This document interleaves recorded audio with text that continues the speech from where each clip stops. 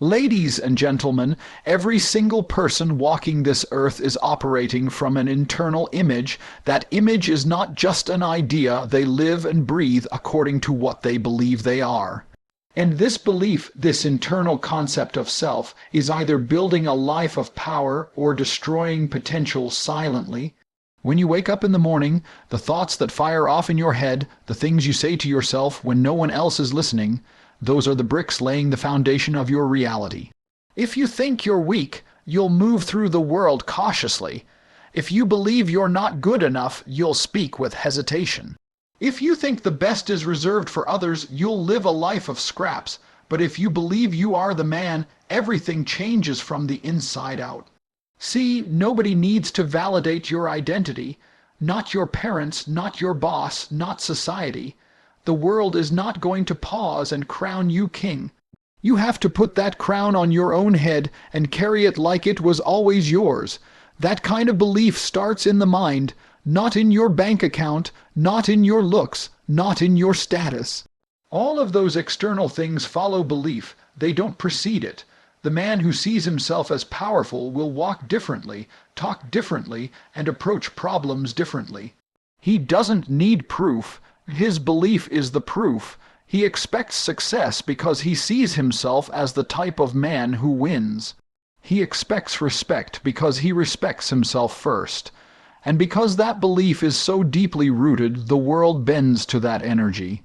When you operate from a self-image that says, "I'm the man," your decisions get sharper. You don't hesitate. You don't second guess. You're not begging for approval. You take risks others won't because you believe the outcome will bend in your favor. That doesn't mean you don't face losses. It means you don't let losses rewrite your self-image. It's deeper than ego. It's a standard. It's saying to yourself, no matter what, I am built for this.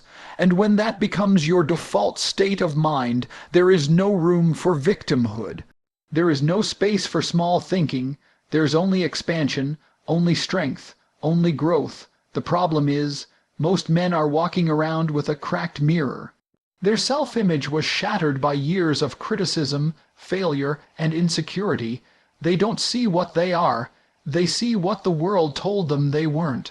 They were told they weren't smart enough, weren't tall enough, weren't connected enough, and they believed it. So they walk around with hesitation in their step, hoping someone will give them a reason to rise, but that's not how it works. You rise by refusing to accept that image anymore. You rise by looking at the man in the mirror and deciding, that is not me anymore. I am rewriting the story. That shift in identity is the starting point of everything. It's not arrogance, it's clarity. There are men who look average to the world, but internally they see themselves as unstoppable forces. And because of that belief, they move mountains. There are others who have everything on paper, but inside they feel small, and so their world falls apart. The outside always mirrors the inside, always. So when you shift your self-image, the people around you begin to respond differently. Opportunities open that weren't there before. Why? Not because the world changed, but because you did. The energy you bring to the table is sharper. The confidence in your eyes is louder. The conviction in your voice silences doubt in others. This internal image affects how you treat your body, how you spend your time, what kind of people you allow into your space. A man who believes he is the man doesn't waste time on gossip, addiction, or mediocrity. He protects his focus. He honors his time. He walks with purpose because he understands that the world is responding to him. Not to his job title, not to his background, but to the certainty he radiates from within. Now understand this, building that self-image is not a one-time thing. It's a daily choice. Every time you look in the mirror, you're voting. You're casting a mental ballot that says, this is who I am. And your actions will follow that vote. If you vote for weakness, you'll act weak. If you vote for strength, you'll act strong. If you vote for being the man, everything around you will begin to shift in alignment with that identity. But you must choose it over and over again, especially on the days when it feels like a lie, because that's the test. That's the resistance you face before transformation. The world doesn't give you confidence, it gives you a mirror. And that mirror reflects back what you believe to be true. You are not bound by your past. You are not defined by where you started. You are not the product of circumstance. You are the product of identity. And the most powerful identity you can hold is the one where you don't need permission. You don't need applause. You don't need anyone to tell you who you are, because deep down you already decided you are the man. You walk with it, you breathe it, you live it, you don't need to fake it. You own it, and that ownership builds momentum that nothing can stop. You don't become the man by accident. You don't just wake up one day with unshakable confidence, a powerful presence, and an iron mind. That level of belief is earned.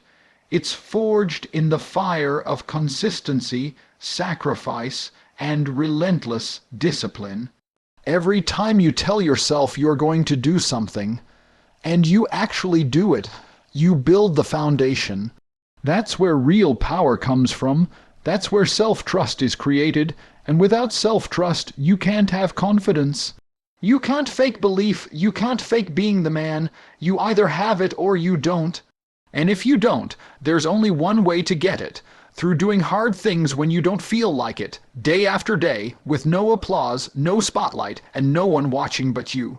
Confidence isn't something you're born with. It's not a gift. It's a result. It's the byproduct of doing what needs to be done regardless of how you feel. Discipline is the machine behind that. Discipline is doing the extra set at the gym when your muscles are screaming.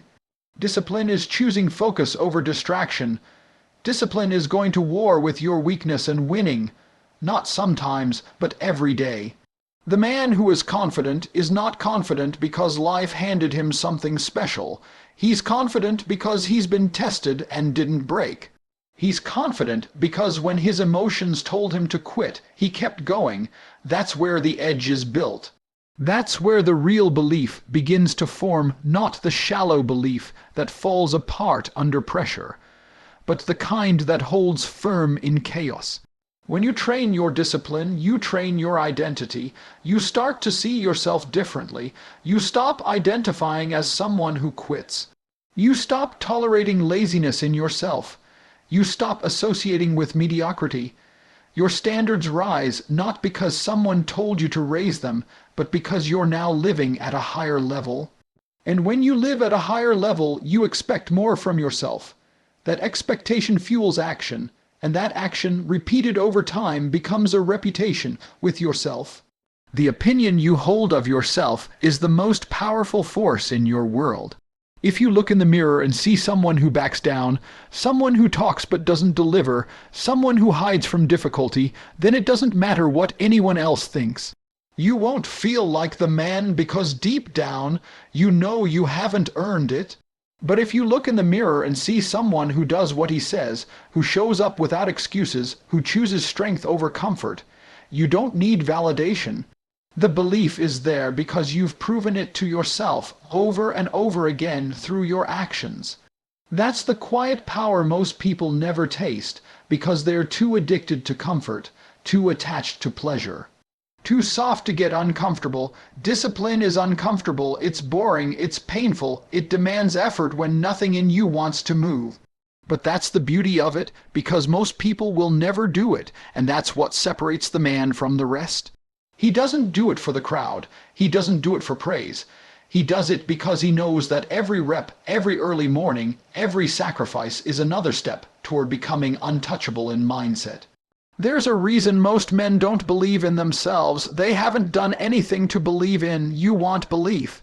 Start doing things worth believing in. Wake up before the sun. Train like a savage. Set a goal and bleed for it. Cut out the weak habits. Starve your distractions. Build discipline like a religion. Because when you do that long enough, you no longer need motivation. You become the kind of person who doesn't need to feel like it. That's when you become dangerous. That's when you walk into a room and people can sense the control, the energy, the confidence radiating off of you. Not because you're pretending, but because it's real, it's earned, it's yours. Most men fold because they only move when they feel like it. Their discipline is conditional, their effort is emotional, but the man who moves regardless of emotion is the man who wins. He's the one who steps up when others shut down. He's the one who finishes the work after everyone else quits. That's what gives him an unfair advantage. The world rewards consistency. It rewards strength. It bows to the man who doesn't flinch under pressure. And that kind of man only exists when discipline becomes non-negotiable. You don't need to feel like the man to start acting like him. That's the trap most fall into. They wait to feel ready. They wait to feel powerful. But action comes first. Feeling follows action. The more disciplined you become, the more your mind rewires itself to see you as powerful. You show your brain that you're not soft, not weak, not fragile. You teach your nervous system to trust you. And trust becomes belief. Belief becomes certainty. Certainty becomes dominance. And dominance becomes your identity. You see, being the man isn't about bravado or noise. It's about silent victories. It's about what you do when no one's watching. It's about showing up again and again, even when you're tired, even when you're hurting, even when the results aren't visible yet. That's the proving ground. That's where most people fall off. But the man who doesn't quit, who honors his own word, who sharpens his mind through pain, that man doesn't need to convince anyone. His results speak, his presence speaks, and it all starts with discipline. Because when you master discipline, you master belief. You master yourself. You become the kind of man people follow, the kind of man others respect without a word being said. The kind of man who walks into a room and changes the temperature. The world doesn't respond to what you want. It responds to what you are. And what you are is projected through your energy, your body language, your voice, your walk, and your decisions. When you truly believe you are the man, that belief doesn't stay trapped inside your head. It leaks out into every interaction you have. You start carrying yourself differently, not because you're trying to impress anyone, but because your internal reality shifts how you behave in the external world. The problem is, most people don't understand this. They walk around waiting for life to give them something. A job, a relationship, money, attention before they allow themselves to feel powerful. But it doesn't work that way. You project first and the world mirrors back. People read you before you speak. They feel your confidence, or your lack of it, within seconds.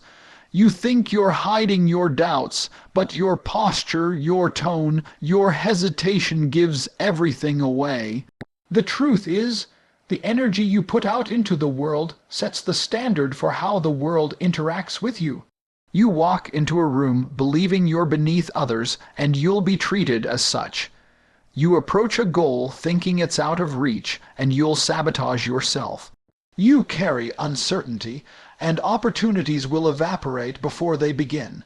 But when you walk like you belong, when you speak like your words carry weight, when you hold eye contact with certainty, the world starts to treat you differently. It adjusts to your conviction, and conviction is everything. Confidence is not loudness, it's presence. It's stability. It's the calm fire in your eyes that tells people you know exactly who you are and what you bring to the table. That kind of energy can't be manufactured overnight. It comes from an inner belief so strong that it overpowers doubt. And when people feel that from you, they react accordingly. They follow your lead. They listen when you speak. They move when you move, not because you're trying to dominate, but because they feel something in you they don't feel in themselves: clarity, certainty, and direction. That's influence, that's power. That's what happens when the internal belief becomes external projection. But here's the truth. Your energy is always broadcasting something.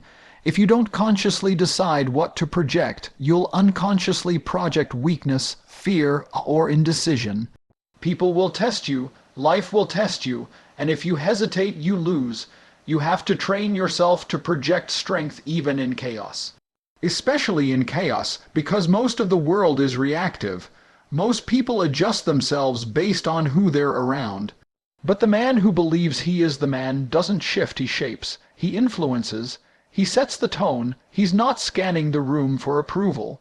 He's scanning it for alignment. He doesn't need to prove himself because his energy already proves everything. You don't need to wear designer clothes or flash wealth to project power. Real presence has nothing to do with material things. It's about internal authority. It's about owning your space, walking with intention, speaking with precision, making eye contact with intensity. People remember how you make them feel, not what you wore or what you said. When you project certainty, you give people a sense of security, and people are magnetically drawn to those who are certain. The man who doesn't flinch, the man who doesn't apologize for existing, the man who walks like he's already won. It starts with belief, but belief has to become embodiment. It has to reach your posture, your tone, your habits, your choices. If you tell yourself you're powerful, but your actions say otherwise, the world will believe your actions. That's why projection isn't just about how you walk into a room. It's about how you handle rejection, how you respond to criticism, how you speak to yourself when you fail. Those are the moments that reveal who you are. And if in those moments you stand tall, hold your ground, and keep moving forward, your projection becomes unbreakable. Even in silence, you're speaking. Even without words, you're making statements. How you carry yourself in traffic, how you handle waiting in line, how you move through the gym, how you talk to the waiter. It's all communication. It's all projection, and the man who truly believes in himself doesn't switch it on and off. It's not a performance, it's who he is. It's his natural state because he's done the work internally. His mind is anchored. His emotions are under control. His focus is sharp. That's why he doesn't have to demand respect. It's given freely because people can feel what he is before he opens his mouth. Most people never get this because they think power is about status or money, but it's not. Power is energy, and energy is created in the mind. You walk differently when you know who you are. You talk differently when you're not seeking permission. You decide differently when you've burned the option of failure. And when you radiate that kind of energy, life gives you different results. Not because the rules change, but because you've changed. The man who believes he is the man starts attracting situations, people, and opportunities that match his frequency. It's not magic, it's physics, it's alignment, it's cause and effect. When your mind shifts, your world shifts. And it all starts with what you choose to project. Every moment of every day, you are telling the world how to treat you by what you believe and what you radiate. The question is, are you sending out weakness or are you broadcasting power? Because the world will only ever reflect what you send out. The greatest enemy to your growth is not the external world. It's the set of lies that you've been programmed to believe about yourself. These lies were planted early. Maybe it was a teacher who said you weren't smart enough. Maybe it was a parent who told you to be realistic. Maybe it was a failure that made you feel like you were never meant to win. Over time, those words became your inner dialogue. That voice in your head, the one that questions your worth, that casts doubt on your potential, that tells you to play it safe, that's not your voice. That voice is the echo of limitation, installed by a society that thrives on conformity and weakness. You weren't born doubting yourself. You were conditioned to. You were taught to blend in, to not stand out, to follow the rules, to keep your head down. You were programmed to believe that confidence is arrogance, that dominance is toxic, and that ambition is dangerous. They told you to be humble, but what they really meant was be small. They told you to be polite, but what they meant was don't make anyone uncomfortable with your potential. You've been living in a mental cage built from soft lies wrapped in polite advice. And if you don't wake up and destroy those lies, they will run your life. They will hold you hostage, they will keep you average, and the most dangerous part is you'll think it's your fault. But here's the truth. They lied to you. They told you you're not enough because they were afraid of what would happen if you realized your own power. They told you to settle down because your intensity scared them. They told you to be realistic because your dreams exposed their mediocrity. They told you to be quiet because your voice made them confront their own silence. Everything they said was designed to keep you in a place where you wouldn't challenge the system. Because the moment you believe you're the man, you become uncontrollable, you become independent, you stop asking for permission. And that terrifies them. You have to burn the script, the one they handed you, the one that says you're just another guy. That you should be grateful just to get by, that you should aim for comfort and call it success. That script is garbage. It was never written for your greatness. It was written to keep you manageable, to keep you obedient, to keep you dependent on a world that feeds off your doubt. Tear it up, rewrite the story, redefine what's possible. Because the truth is, you were always meant to lead, to dominate, to rise, but you can't do any of that if you're still carrying the lies of weakness in your mind. The average man walks around wearing a mask, smiling on the outside but broken on the inside. He knows he's meant for more, but he can't access it. Why? Because the lies are in the way. Lies like, it's too late for me. Lies like, I'm not talented enough. Lies like, I wasn't born into the right family, or I don't have the connections. All of that is fiction, excuses passed down like a family heirloom, and the longer you believe them, the more they become your truth. Not because they are true, but because you gave them power, because you accepted them without question. And if you never challenge a lie, it becomes the law of your life, but challenge is where the breakthrough begins. The moment you say, "Why not me?" everything shifts. The moment you stop waiting for approval and decide to create your own path, the old programming starts to break. You don't need to convince the world. You need to convince yourself, and that starts with confronting the parts of you that still believe you're average. You can't negotiate with those parts. You can't manage them. You have to destroy them, because the man you want to become can't live in the same body as the man who still believes he's powerless. This destruction isn't loud. It's not some dramatic declaration. It's quiet. It's internal. It happens in the gym when you push past the pain. It happens at night when you study while everyone else is relaxing. It happens when you wake up early, speak your truth, take risks, and stop apologizing for your existence. Every time you move in spite of fear, in spite of doubt, in spite of conditioning, you chip away at the lie. You weaken its grip, and eventually it dies, not because someone gave you permission to kill it, but because you refuse to let it control you anymore.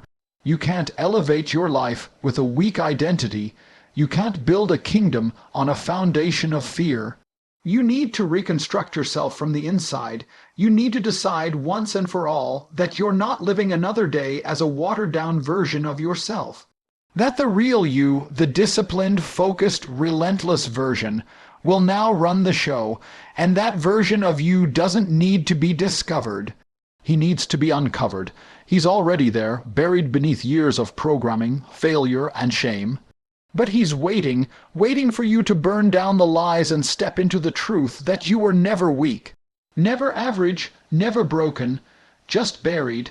And it's your job now to dig yourself out and reclaim the throne you never should have stepped away from.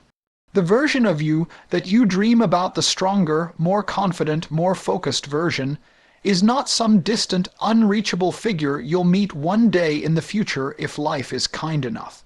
He exists right now. He's not waiting on more money, better timing, a supportive environment, or perfect circumstances.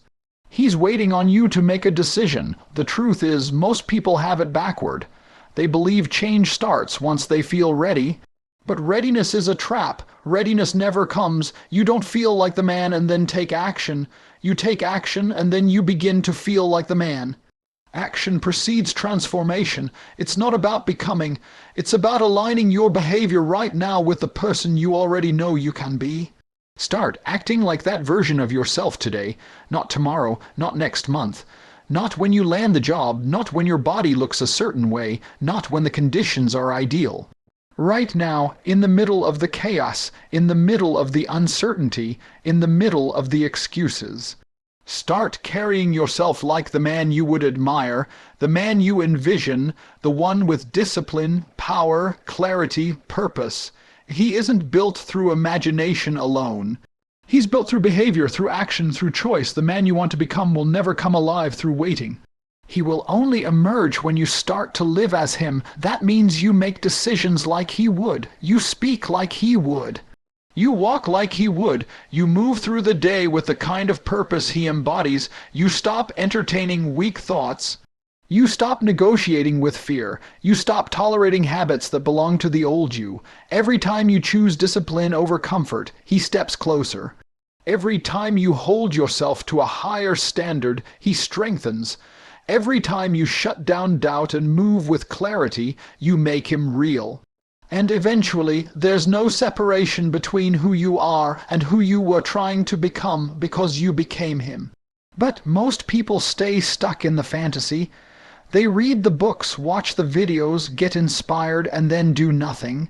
They say things like one day, or I'm trying, and they think that's enough. It's not. You don't get points for potential. You don't get results from intention alone. It's execution that defines you. It's how you live when no one's watching. It's the choices you make when the world gives you 100 reasons to quit. The man you want to become isn't some flawless superhuman. He's just someone who decided to stop acting like a victim.